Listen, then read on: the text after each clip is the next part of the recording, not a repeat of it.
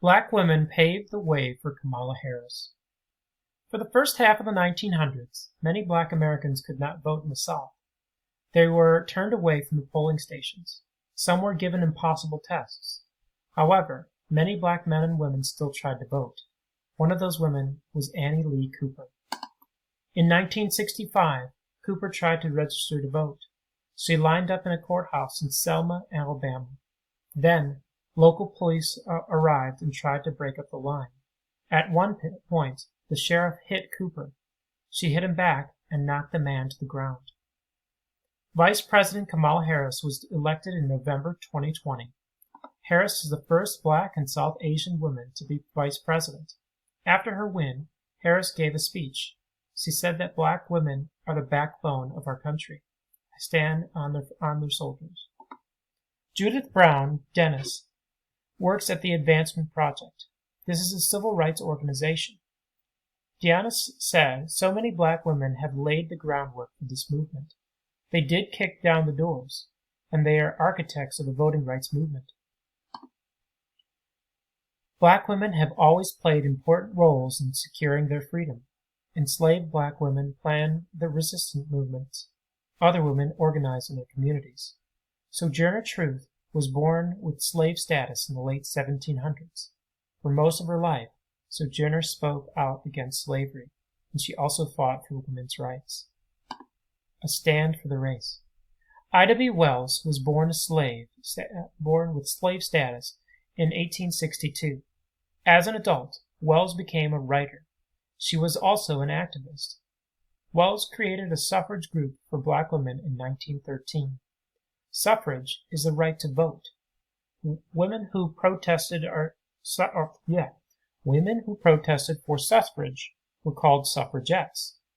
White female suffragists often did not include black women in their efforts. For example, white suffragists organized the parade in March of 1913. The organizers wanted black women to walk at the back of the parade. Wells did not agree with this decision. Instead, she marched at the front of the parade. The Mississippi Challenge. The civil rights movement began in the mid-1900s. Ella Baker was a major organizer for the movement. For example, she helped organize the Student Nonviolent Coordinating Committee. This group planned freedom rides. Freedom rides were protests against segregation in transport. Segregation was a separation of black and white people in public spaces. In 1964, the Democratic Party of Mississippi sent representatives to the Democratic National Convention. All the representatives were white. In response, Ella Baker co-founded a new political party. It was called the Mississippi Democratic Freedom Party. Fannie Lou Harner also co-founded the party. Fannie attended the Democratic National Convention in 1964. She spoke about the mistreatment of black people in the South. She also talked about her experience as a black woman. Selma.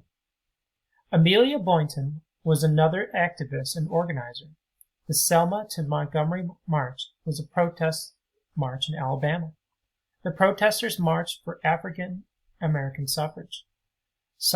Leaders of the march met in Boynton's basement. The protest began on March 7, 1965. More than 600 people gathered in Selma, but the marchers were attacked by local police.